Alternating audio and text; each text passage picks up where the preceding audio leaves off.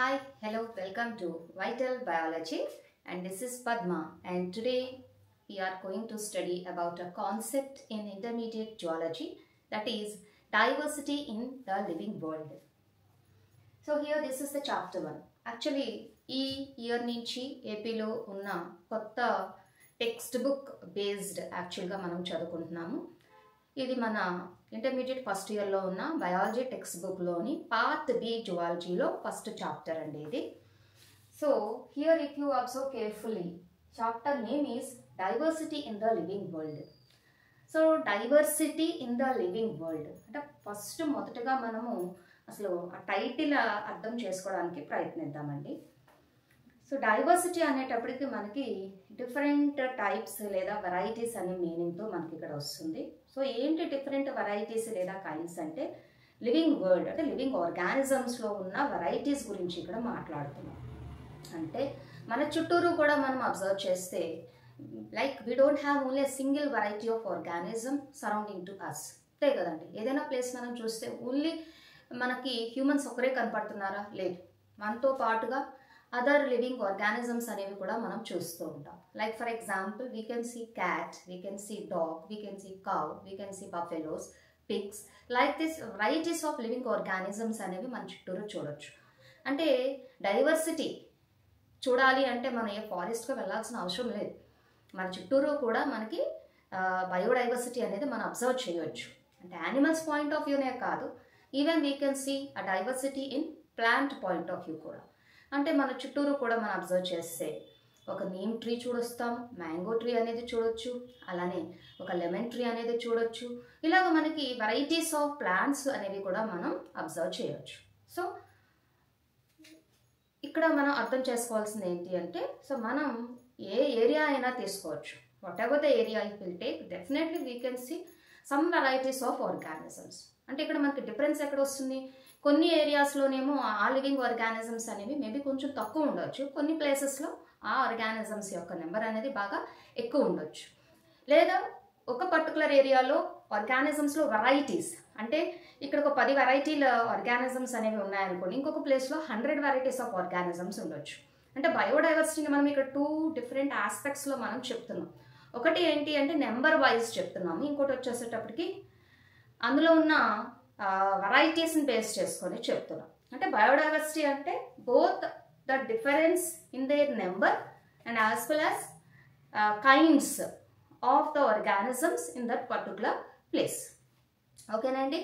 So దాన్ని మనముకి ఈ లెసన్లోని మనము ఫర్దర్గా ఇంకా అందులో ఉన్న ఇంపార్టెంట్ పాయింట్స్ ఏంటనేది నెమ్మదిగా మనం నేర్చుకోవడానికి ట్రై చేద్దామండి. సో ఇక్కడ first point, first sentence of this lesson, if you observe carefully, how wonderful is the living world. అంతే కదండి. So really it's so beautiful and wonderful living world అనేది. అందులోని మనము highest position. Yes, humans are in a highest position at మొత్తం animal కింగ్డమ్లో, because we are very intelligent. So ఫ్యూచర్లోని ఇంకా దాని గురించి డీటెయిల్గా అయితే నేర్చుకున్నాము. సో ఈ లెసన్లోని ఇంకా మనకి అబ్జర్వ్ చేస్తే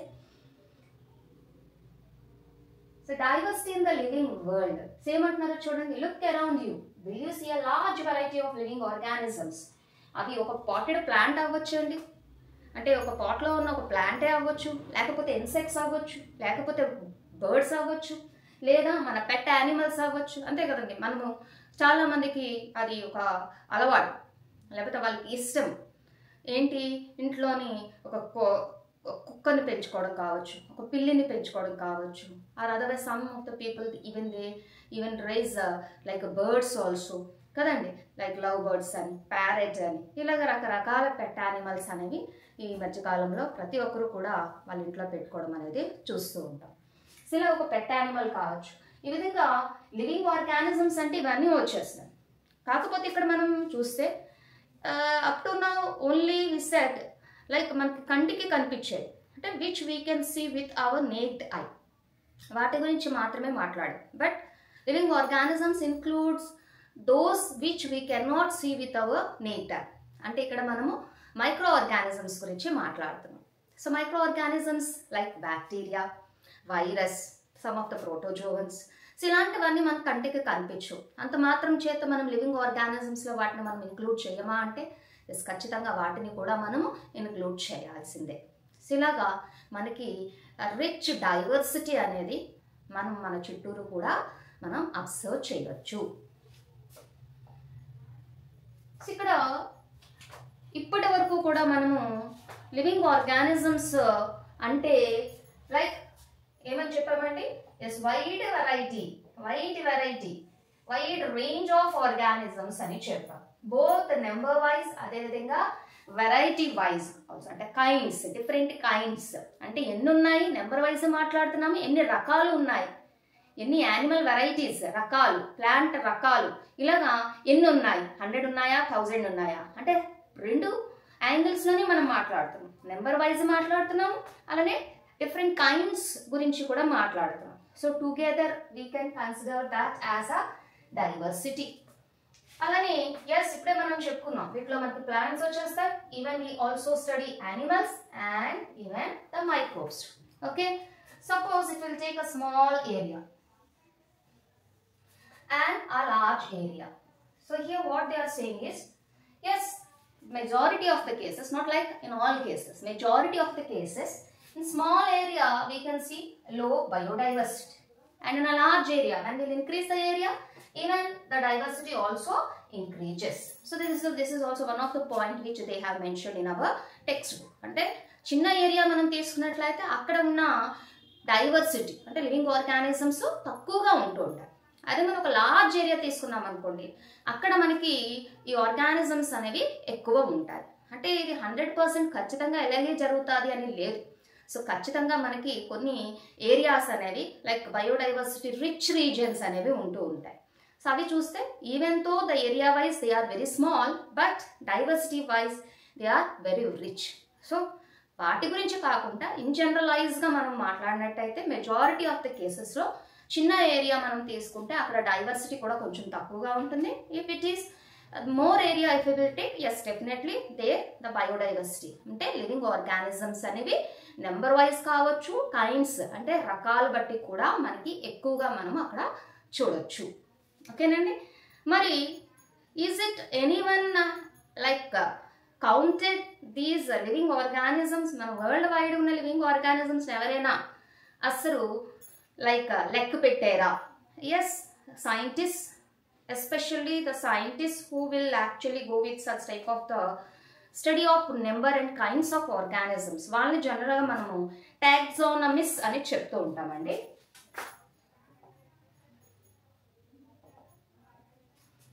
ఇక్కడ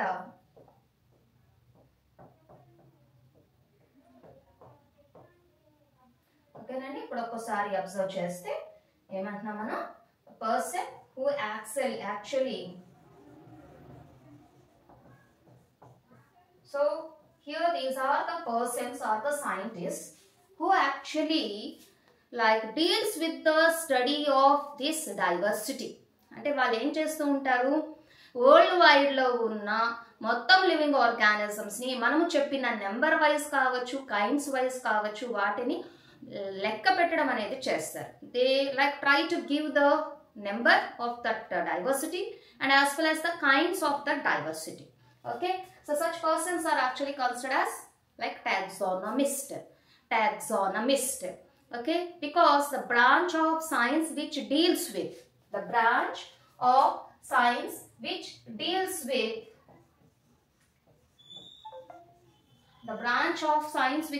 with like identifying the organism, then naming the organism and classifying the organism.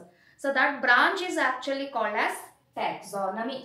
ఓకేనండి, ఒకసారి ఏంటి టాక్సానమీ అంటే ఏంటి, అలానే టాక్సానమిస్ట్ అంటే ఎవరు అనేది ఒకసారి మనం నేర్చుకుందాం.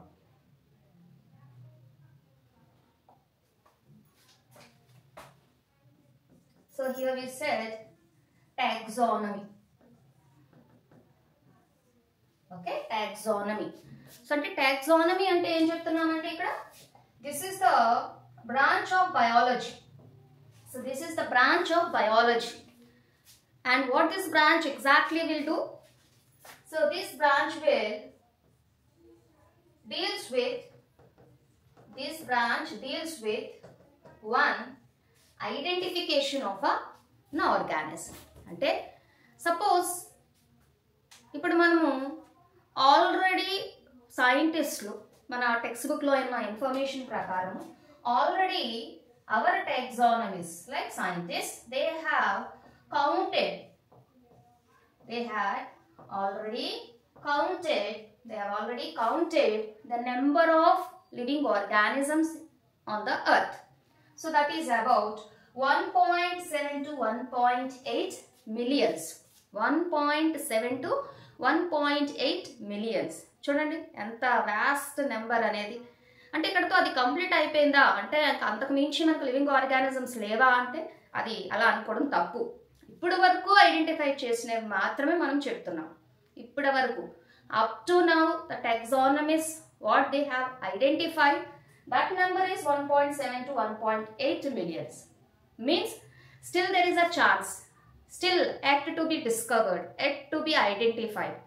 అంటే మన అర్త్ మీద ప్రతి ఒక్క కార్నర్లో ఉన్న లివింగ్ ఆర్గానిజమ్స్ని మనము ఎక్స్ప్లోర్ అయ్యేమా, అన్నిటిని ఐడెంటిఫై చేసేసామా అంటే కాదు అని మనం చెప్పొచ్చు. ఎందుకంటే ఇంకా మన అర్త్ మీద చాలానే ఏరియాస్ని ఎక్స్ప్లోర్ అవ్వలేదు. అలానే ఎక్స్ప్లోర్ అయ్యి ఉన్న ఏరియాస్లోని ఉన్న ఆర్గానిజమ్స్ని కూడా కంప్లీట్గా అయితే మనము ఐడెంటిఫై చేయలేదు, స్టడీ చేయలేదు. ఇంకా మనం ఐడెంటిఫై చేయాల్సిన ఆర్గానిజమ్స్ చాలానే ఉన్నాయి.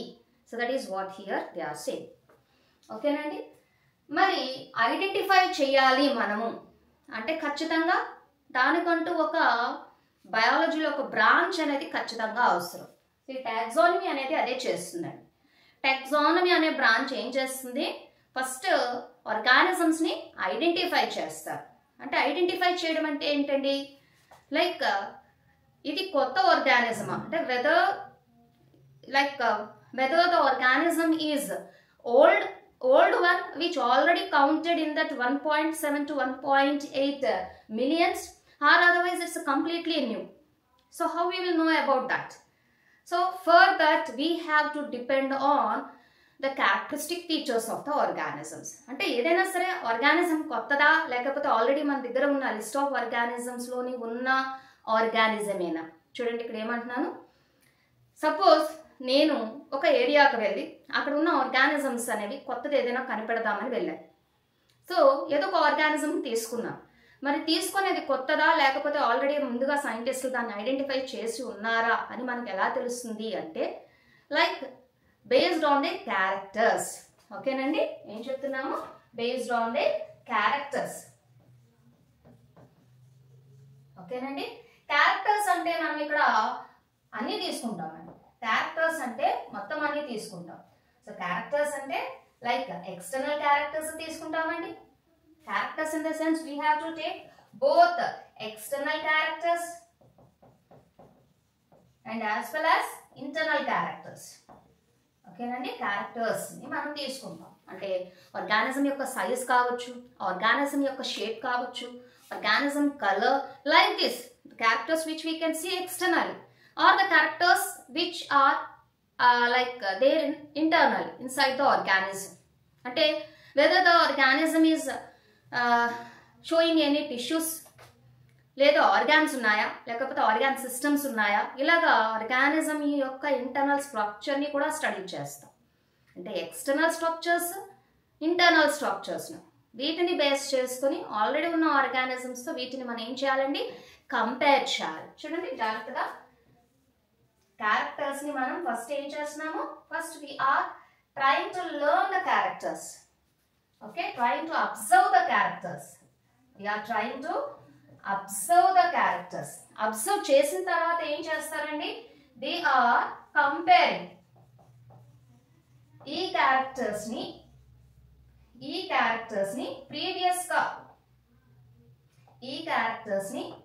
ప్రీవియస్ గా ఉన్న ఆర్గానిజమ్స్ తో ఏం చేస్తారండి, కంపేర్ చేస్తున్నారు, పోల్చి చూస్తారు. చూసేటప్పుడు ఓకే ఆ existed organisms and what we found that organism both show the same characteristic features. Yes, maybe that organism is related to that, or if it is completely new, then yes we can say that maybe it is a new organism.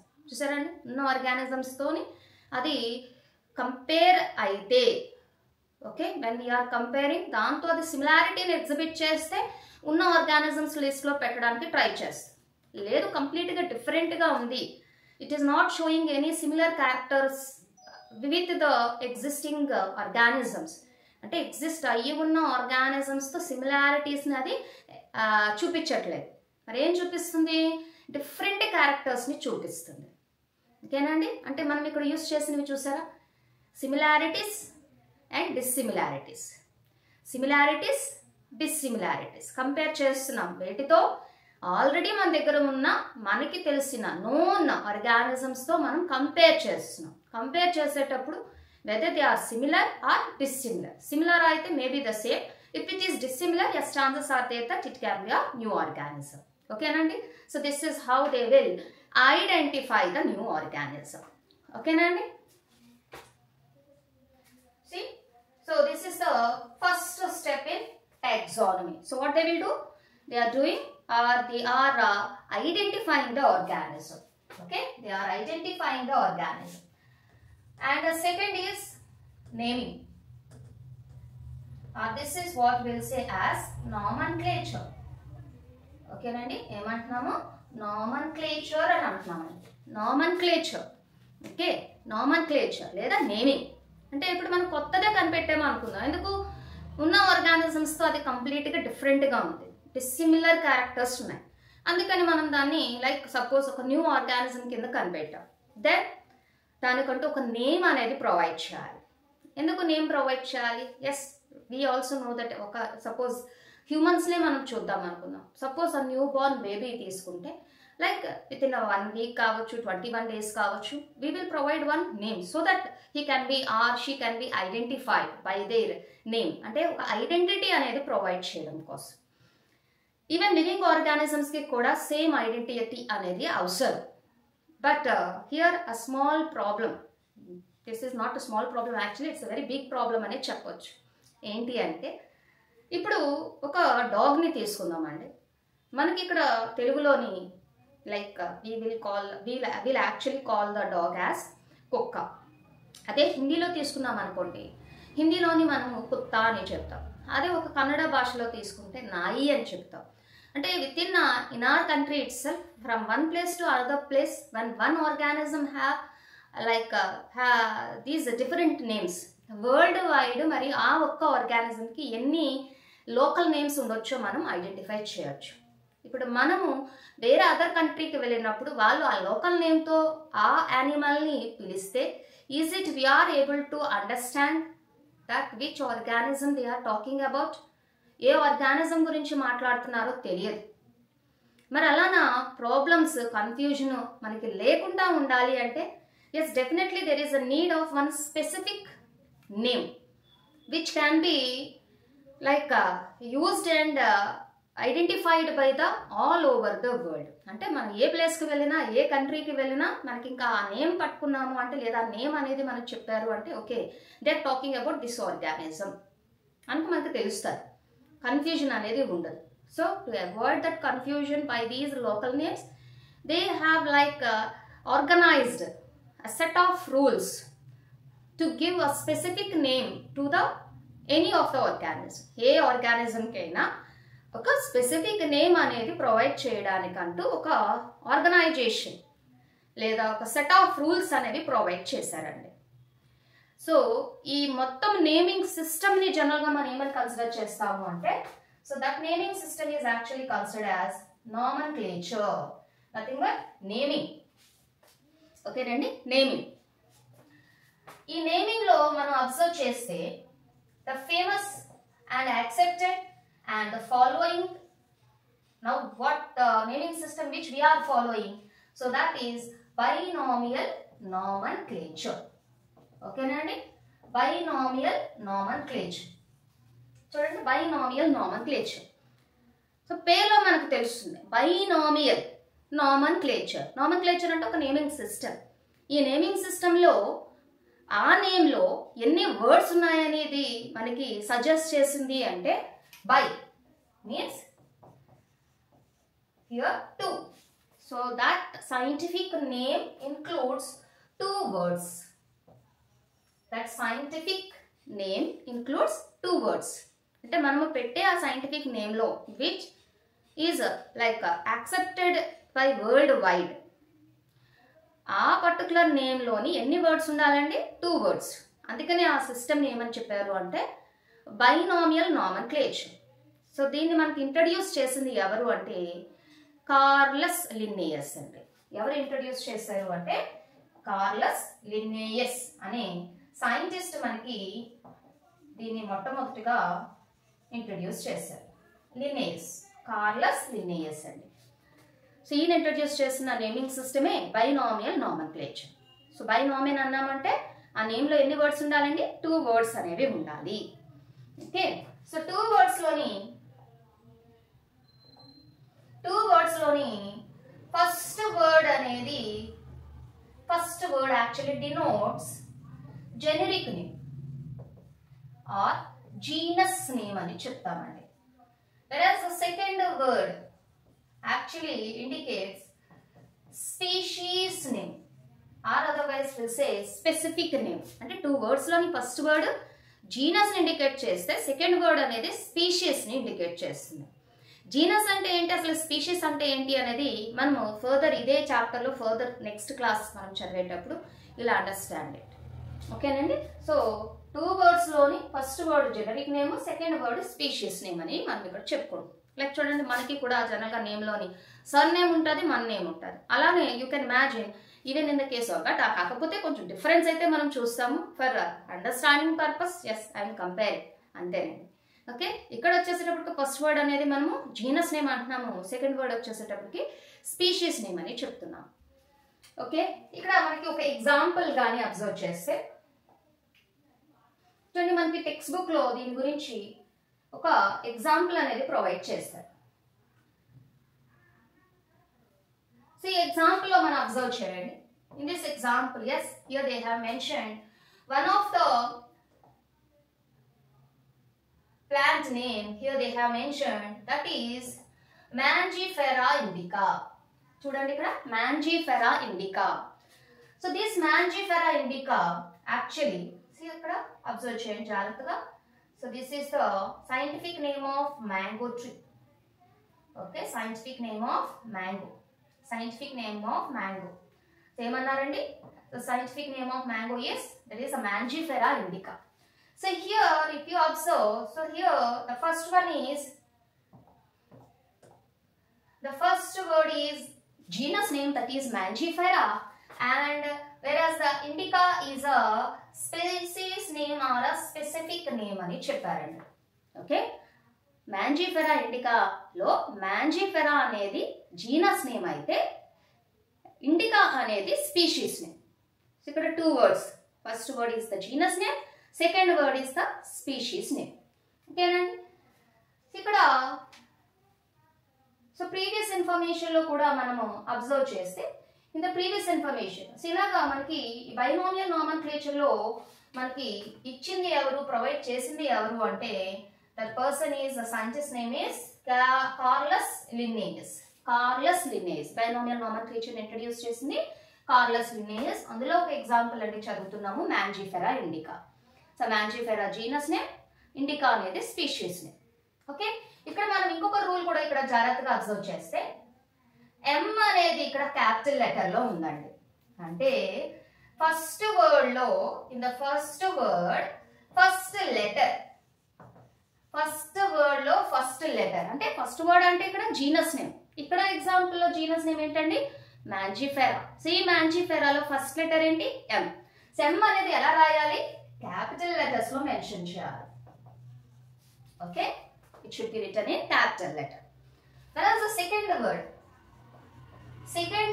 లో first letter. ఓకేనండి, second word లో first letter. Second word ఏంటండి ఇక్కడ? Indica. So ఇండికాలోని first letter ఏంటండి ఇక్కడ? I. I ఎలా ఉన్నదండి ఇక్కడ? స్మాల్స్ లో రాశారు. Okay, so the first letter of the second word, that is in this example indica, the first letter is I, which is written in small letters. అంటే ఇది rules అండి. నేమ్లోని 2 words ఉండాలి.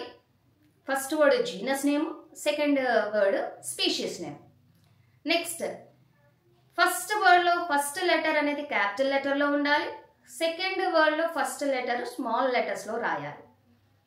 అలానే వీటిని మనము రాసేటప్పుడు ఇటాలిక్స్లో రాయాలండి. Italics, it should be written in italics. Italics అంటే ఇక్కడ అబ్జర్వ్ చేయండి మీరు, ఇక్కడ అబ్జర్వ్ చేస్తే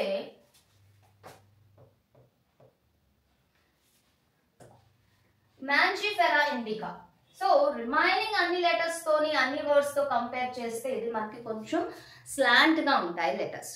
ఈవెన్ మనం కంప్యూటర్ అప్లికేషన్స్ మనము యూజ్ చేసేటప్పుడు జనరల్గా మన ఫ్రాంట్ సైజ్ని మెన్షన్ చేసేటప్పుడు అక్కడ మనకి బోల్డ్ అని, ఇటాలిక్స్ అని, అండర్లైన్ అని, BIU మెన్షన్ చేస్తారు.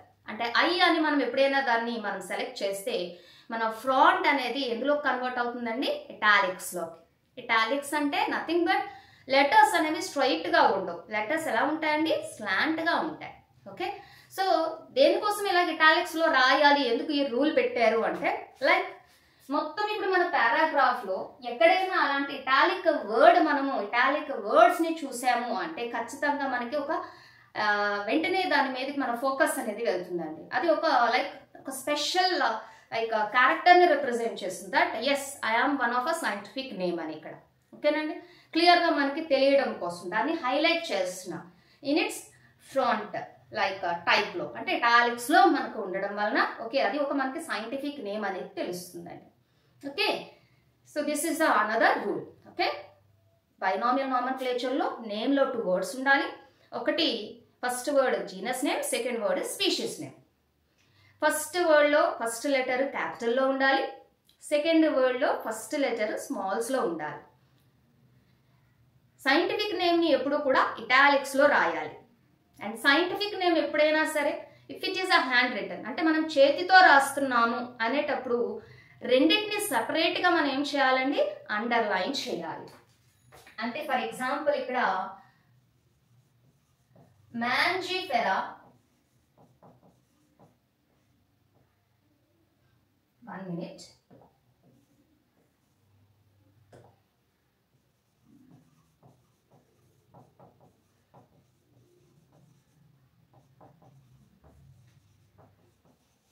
సో ఇలాగ మనం హ్యాండ్ రిటన్ లో రాసేటప్పుడు ఈ 2 వర్డ్స్ ని సెపరేట్ గా మనం ఏం చేయాలంటే అండర్లైన్ చేయాల్సి ఉంటుంది. Okay, both the words should be underline when it is hand written. Okay, దీన్ని కూడా like highlighting point of view ఇది కూడా ఒక రూల్ అనేది మనకి ఇక్కడ ఇవ్వడం జరిగిందండి. ఓకేనండి,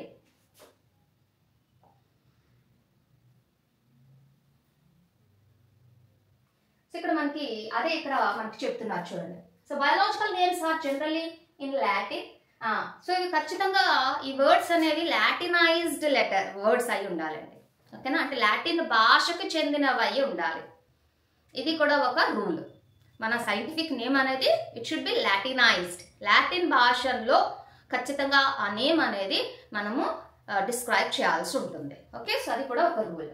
so generally in Latin and written in italics మనం చెప్పింది. And they are latinized or derived from Latin irrespective of they origin. అంటే మనం ఏ కంట్రీలోని ఏ రీజియన్లో మనం వాటిని ఐడెంటిఫై చేయాల్సేమో పక్కన పెడితే ఎస్ ఖచ్చితంగా వాటికి మనము లాటినైజ్డ్ మనము దాని యొక్క నేమ్ అనేది ఖచ్చితంగా ఇవ్వాల్సిందే.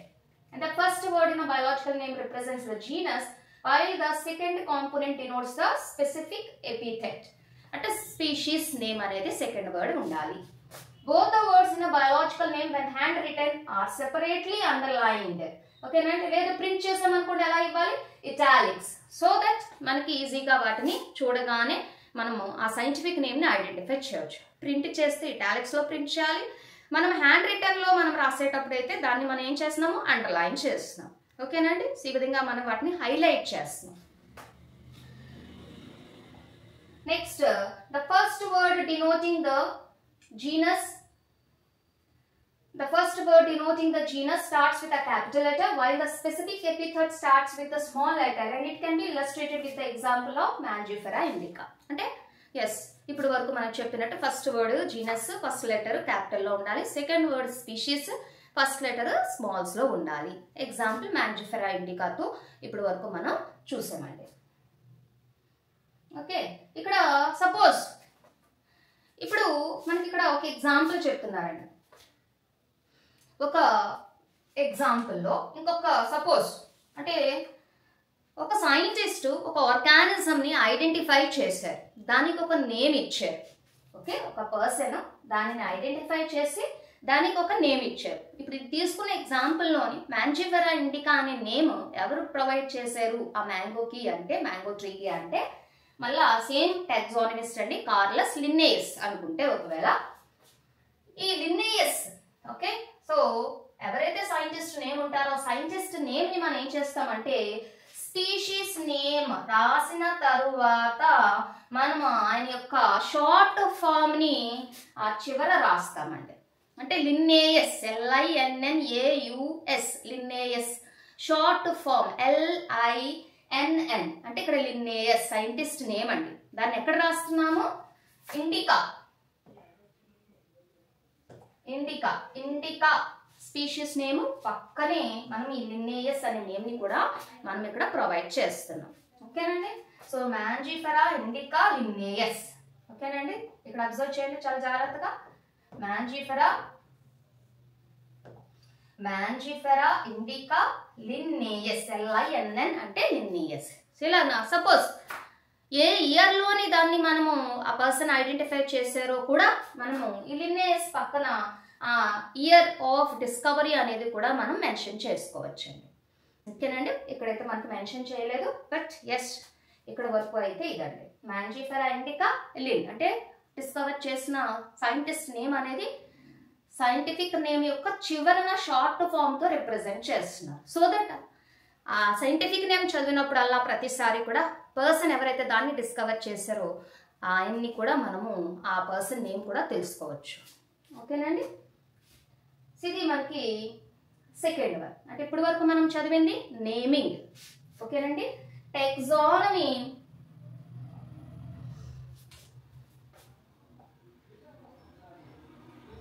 సో టాక్సానమీలో ఫస్ట్ చేయాల్సింది మనము టాక్సానమీ అనే బ్రాంచ్లో చేయాల్సిన ఫస్ట్ ఐడెంటిఫికేషన్ చదువుకున్నామండి మనం. సెకండ్ వచ్చేటప్పటికి నేమింగ్. ఐడెంటిఫై చేసిన తర్వాత ఏదైనా ఒక ఆర్గానిజంకి ఒక పర్టికులర్ నేమ్ అనేది ప్రొవైడ్ చేయగలగడం. Then we have to classify అంటే క్లాసిఫికేషన్. ఓకేనండి, నెక్స్ట్ చేయాల్సింది క్లాసిఫికేషన్. క్లాసిఫికేషన్ అంటే మొత్తము యానిమల్ కింగ్డమ్లో ఆ పర్టికులర్ ఆర్గానిజం యొక్క పొజిషన్ అనేది ఎక్కడుంది. ఓకేనండి, క్లాసిఫికేషన్ అంటే ఒకసారి కొత్తగా ఒక ఆర్గానిజంని మనం ఐడెంటిఫై చేసిన ఆర్గానిజంకి ఒక scientific name, world wide accepted name అనేది ప్రొవైడ్ చేశాం. తర్వాత దానికంటూ యానిమల్ కింగ్డమ్లో దాని యొక్క ఒక పర్టికులర్ డెసిగ్నేషన్ ఏంటి అనేది మనం అక్కడ చూపించగలగాలి. క్లాసిఫికేషన్. ఓకేనండి, సో క్లాసిఫికేషన్ అనేది ఎలా చేస్తారు అనేది మనము నెక్స్ట్ వీడియోలో కంటిన్యూ చేద్దాం.